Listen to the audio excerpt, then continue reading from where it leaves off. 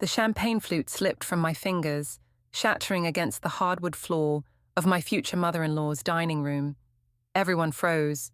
The entire bridal shower went silent as I laughed, wiping wine from my lips, still grinning at what I thought was the perfect joke. 83 hookups were just practice for the real thing, I had announced proudly. Practice makes perfect, right? The horrified faces around me should have been my first clue, but I was too busy feeling clever, too busy feeling powerful. Blake stood in the doorway, still in his work clothes, flowers in his hand meant for me. His face drained of color as my words hung in the air like poison gas. He dropped the bouquet. White roses scattered across the threshold. He turned without a word, walked to his truck, and drove away. That's when his mother whispered, "What would haunt me forever?" "Practice is over," she said, her voice shaking with disgust. But they were all wrong. They just didn't understand what real experience meant. The engagement ring caught the morning light streaming through our bedroom window, casting rainbows across the ceiling. 3 carats of princess-cut perfection that Blake had saved 18 months to afford. I twisted it around my finger, admiring how it looked against my manicured nails, painted coral pink to match the wedding colors we'd chosen. October 23rd couldn't come fast enough. I was 29, and finally ready to settle down with someone worthy of everything I had learned. Blake deserved the best version of me, and thanks to my extensive research in the field of romance, he was getting exactly that. While other women stumbled through marriage blind and inexperienced, I would glide into it with the confidence of someone who truly understood men. My phone buzzed with wedding vendor confirmations. The florist, the caterer, the photographer, everything falling into place like puzzle pieces. I scrolled through my checklist app, marking off completed tasks with satisfaction. Dress fittings, venue walkthrough, honeymoon reservations to Santorini. Blake had outdone himself with the planning, though I suspected his mother had helped coordinate some details. The coffee maker gurgled in the kitchen where Blake was preparing breakfast before his shift at the engineering firm. He did this every morning without being asked, bringing me coffee in bed with exactly the right amount of cream. This thoughtfulness proved I had chosen well. After dating dozens of men who couldn't remember how I liked my coffee, Blake's attention to detail felt revolutionary. My sister called while I was getting dressed for work at the marketing agency downtown. She wanted to discuss the bachelorette party plans, though her voice carried that edge it always did when discussing my romantic history. Emma had married her college sweetheart without ever exploring other options, and I could hear the judgment in every conversation we had about my past. The office buzzed with typical Monday morning energy. Co-workers asked about wedding preparations, and I shared updates about the venue decorations and menu selections. My desk faced the window overlooking the parking garage, where Blake sometimes met me for lunch. Today he was bringing sandwiches from the deli we discovered on our 3rd date, back when everything was new, and he still seemed amazed that someone like me had chosen him. During my lunch break, I called the caterer to confirm the final guest count. 215 people would witness our union. Blake's engineering colleagues, my marketing team, college friends, extended family members, neighbors, church members, everyone who mattered in our social circle would see us exchange vows and celebrate our future together. The afternoon crawled by with spreadsheet reviews and client presentations. I kept checking my phone for messages from Blake, but he was probably buried in blueprints and project deadlines. He worked hard to provide the life we wanted together. The suburban house, the reliable income, the stability that would let me eventually transition to part-time work when we started having children. After work, I stopped by the bridal shop for another fitting. The seamstress marked where the hem needed adjustment, pins between her teeth as she worked. The dress transformed me into something ethereal, something worthy of the fairy tale wedding Blake was giving me. The other brides to be in the shop looked nervous, uncertain. I felt nothing but confidence. Driving home through our neighborhood, I passed houses where other couples were probably having ordinary evenings. Dinner, television, early bedtime. They were missing the spark that comes from truly understanding desire. Blake and I would never become one of those passionless couples because I brought expertise to our relationship that most women couldn't offer. Blake was grilling chicken when I arrived home. The patio door opened to let in the September evening air. He kissed my cheek and asked about my day, listening carefully to my updates about wedding preparations. This consideration was exactly what I had been searching for through all those other relationships. Each previous experience had taught me something valuable about what I needed in a life partner. We ate dinner, discussing honeymoon activities and apartment decoration ideas for after we moved into the larger place Blake had found. Everything was progressing exactly as planned. I had dated enough men to recognize when something was built to last, and what Blake and I had felt solid, permanent, the kind of love story that would make our friends jealous for decades to come. That night in bed, I traced patterns on Blake's chest while he slept peacefully beside me. This was what all that practice had been preparing me for. Not just the physical aspects, but the emotional intelligence needed to recognize a good man when I found him. My extensive romantic history was an asset, not a liability. I had earned the right to this happiness through careful research and personal development. The engagement photos on our nightstand showed two people who looked perfect together. Blake's steady, honest face next to my confident smile. We looked like the couples in wedding magazines, the ones other people aspired to become. I had worked hard to become the woman in those pictures, and soon I would have the marriage to match.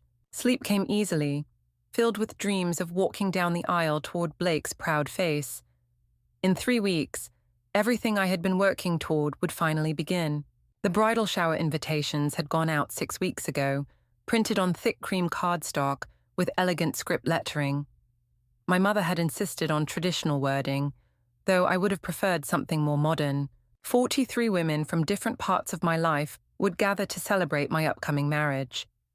College sorority sisters, work colleagues, church friends, neighbors, family members, a cross-section of everyone who mattered to me. Emma arrived early to help set up the decorations in Blake's mother's dining room. Mrs. Patterson had offered to host, insisting her house had better flow for entertaining than our apartment. The space looked magnificent with coral and gold streamers, matching tablecloths, centerpieces of white roses and baby's breath. Everything coordinated perfectly with the wedding colors. My college roommate, Jessica, flew in from Denver, bringing stories about her recent divorce and cautionary tales about marriage expectations versus reality. She seemed surprised by how confident I felt about my decision to marry Blake, comparing it to her own anxious engagement period 3 years earlier. I explained that confidence comes from experience, from knowing exactly what you want in a partner. The gift table filled up quickly as guests arrived bearing wrapped packages. Kitchen appliances, home decor items, lingerie, picture frames. All the traditional items meant to help establish a new household. I appreciated the thoughtfulness, though Blake and I already had most of what we needed from combining our separate apartments. My mother circulated through the room, playing the gracious hostess alongside Mrs. Patterson. They had developed a comfortable partnership planning wedding events, bonding over their shared desire to create perfect celebrations. Both women took obvious pride in how smoothly everything was progressing toward October 23rd. The games began with wedding-themed trivia about Blake and me. Questions about where we met, our first date location, who said I love you first. Easy answers that demonstrated how well-matched we were as a couple. Several guests commented on how natural we looked together in the engagement photos displayed around the room. During the gift opening portion, I received beautiful items that would help transform our new apartment into a proper home. Crystal wine glasses, Egyptian cotton sheets, a stand mixer for baking. Each present felt like an investment in our future together, tools for building the life Blake and I had planned. The conversation naturally turned to marriage advice from the older women in attendance. Mrs. Patterson shared wisdom from 32 years with Blake's father. My grandmother offered insights from her own long union, all practical guidance about communication, compromise, maintaining romance through busy periods, standard advice that applied to women with limited experience. When they asked what I was most looking forward to about marriage, I decided to share what I had learned from my extensive dating history. The room fell quiet as I explained how my previous relationships had prepared me to be the perfect wife. Each experience had taught me something valuable about men, about relationships, about myself. I counted them off on my fingers, remembering lessons learned from different boyfriends over the years. The college athlete who taught me about ambition, the older businessman who showed me sophistication, the musician who introduced me to creativity, the graduate student who expanded my intellectual horizons. Each relationship had contributed something essential to who I became.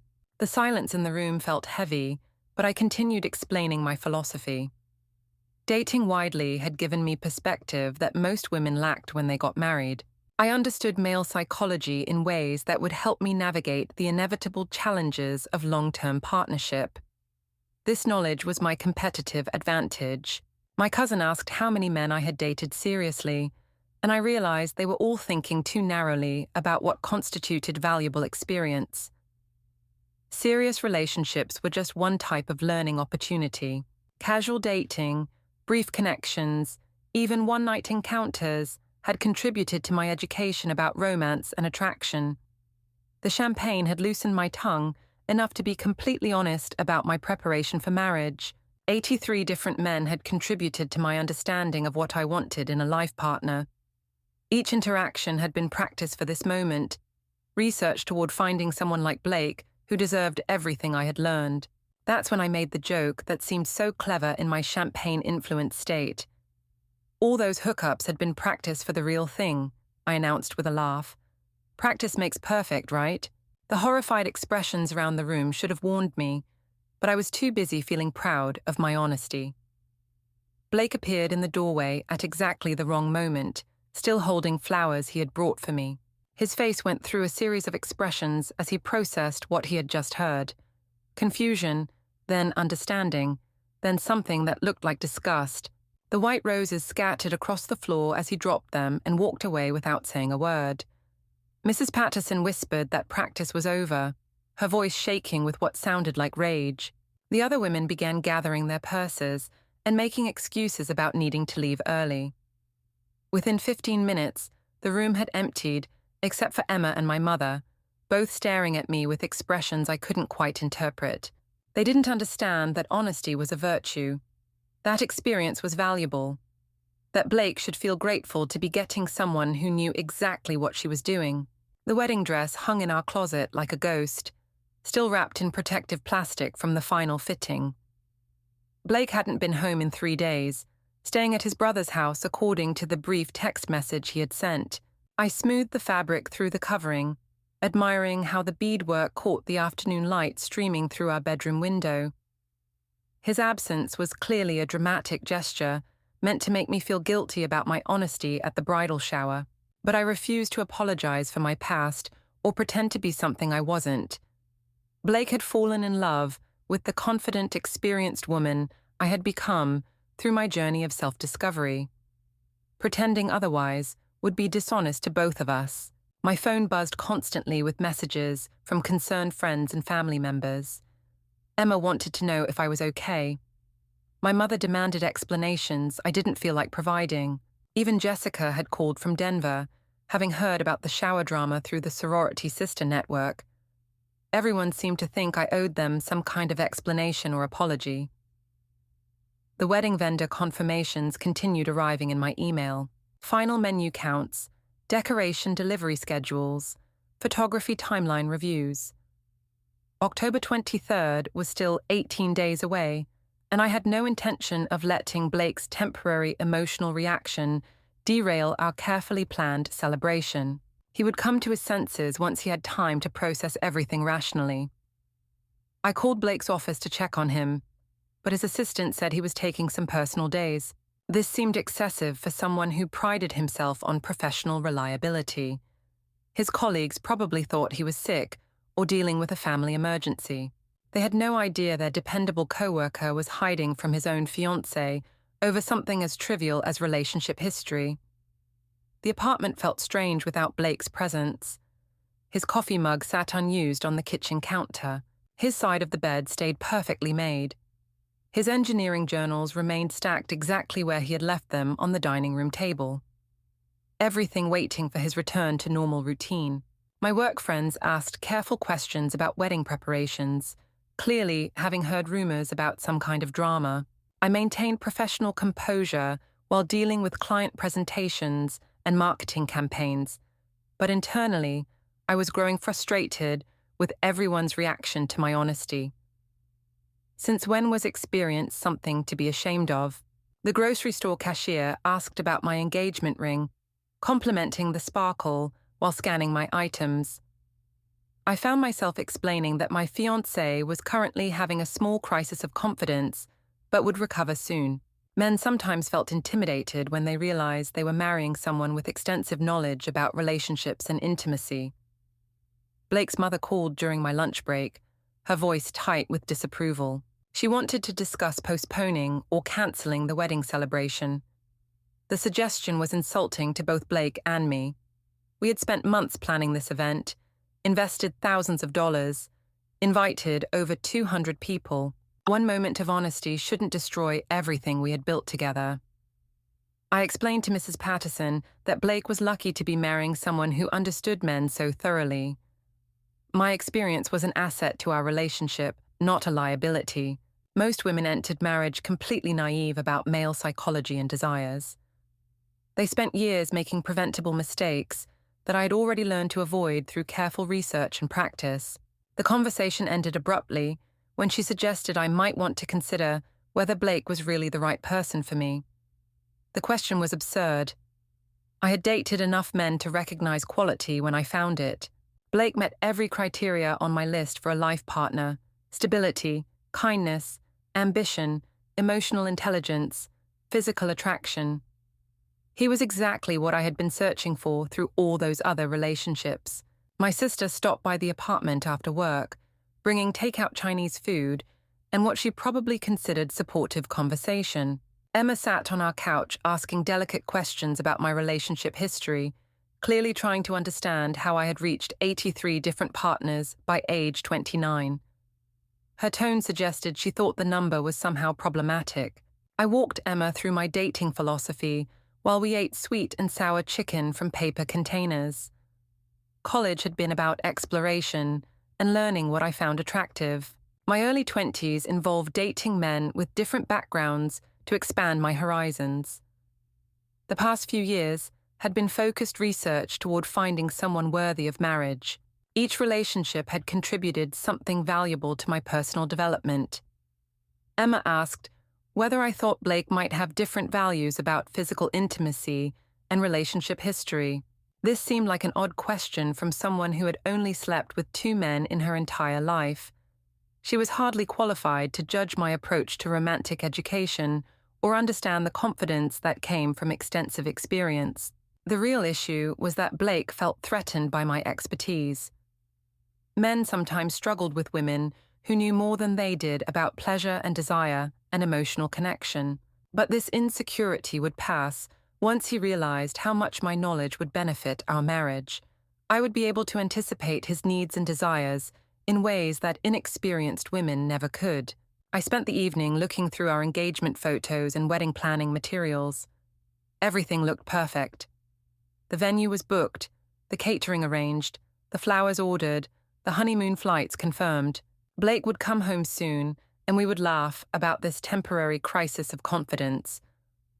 On October 23rd, we would have the wedding we had both dreamed of. Before bed, I tried calling Blake's phone one more time. The call went straight to voicemail, so I left a message explaining that I missed him and was ready to discuss whatever concerns he might have about our relationship.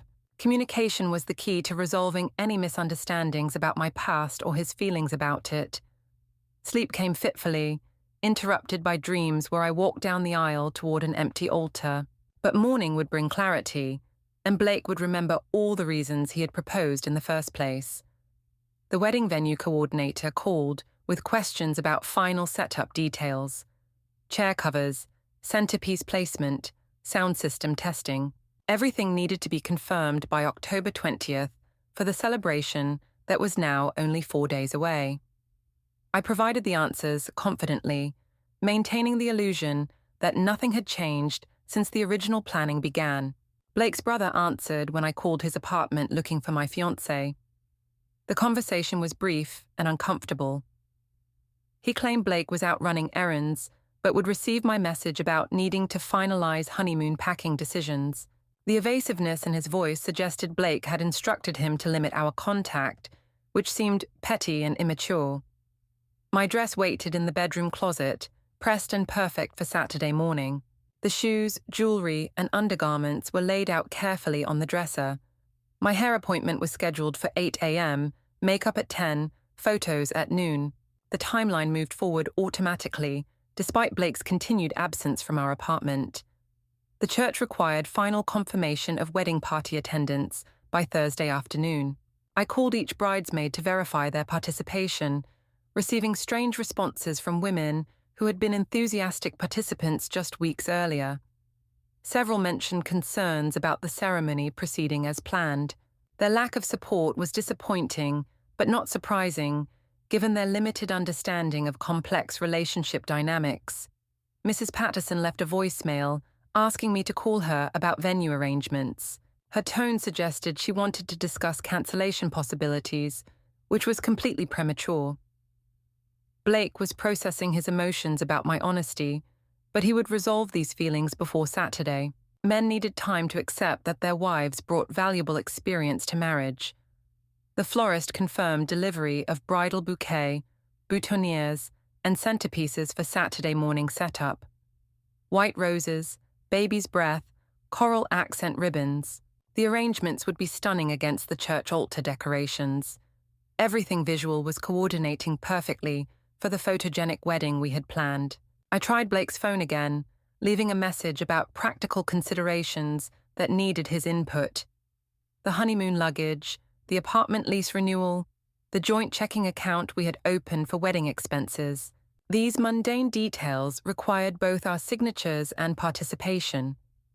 His emotional reaction couldn't be allowed to disrupt important legal and financial obligations. Friday evening arrived with no word from Blake about his attendance at tomorrow's ceremony. This level of dramatic avoidance seemed excessive even for someone struggling with insecurity about his bride's experience level. I had offered to discuss his concerns, but he was choosing to sulk rather than communicate like a mature adult. The rehearsal dinner had been cancelled due to various complications, but I spent Friday night reviewing my vows and visualizing the ceremony. Tomorrow I would walk down the aisle toward the man I had spent 29 years preparing to marry. All my relationship experience had led to this moment of commitment and celebration. Saturday morning began with hair and makeup appointments that transformed me into a bride worthy of the fairy tale wedding we had planned. The stylist commented on how calm I seemed compared to other brides she worked with.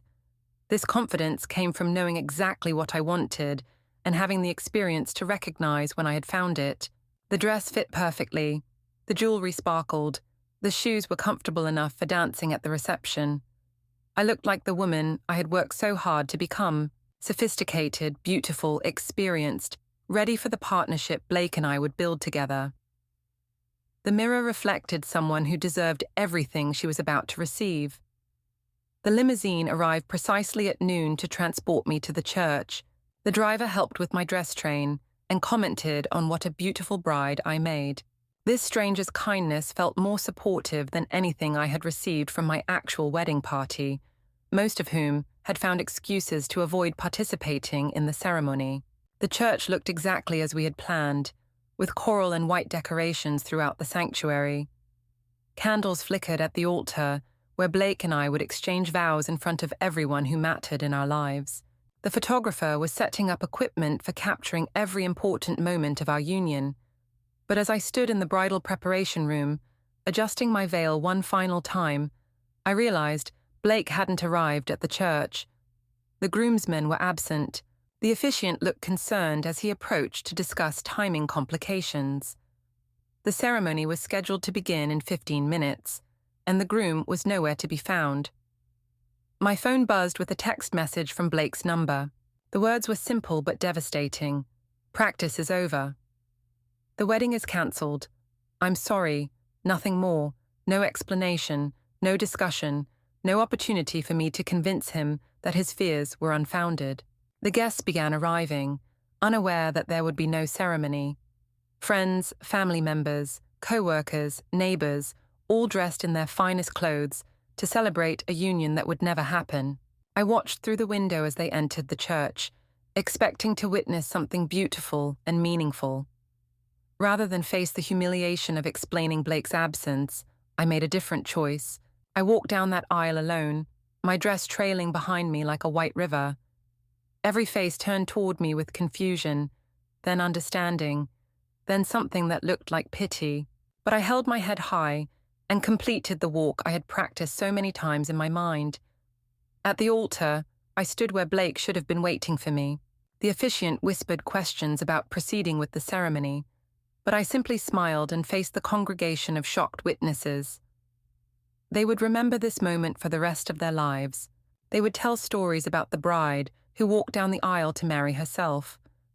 I had spent years preparing for marriage, learning everything there was to know about men and relationships and desire. That education was valuable, regardless of whether Blake possessed the confidence to appreciate it. Some other man would eventually recognize what he had been too insecure to accept. The church emptied slowly, guests mumbling awkward condolences as they passed my solitary figure at the altar. But I remained standing in my perfect dress, surrounded by the decorations we had chosen together, holding the bouquet I had selected for this moment. Everything was exactly as planned, except for the missing groom. Blake's loss was really his own limitation.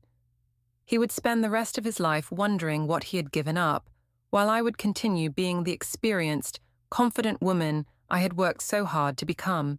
Practice had made me perfect, even if he wasn't strong enough to handle perfection. Don't forget to drop a like, subscribe to our channel, and tell me in the comments what city you're watching from.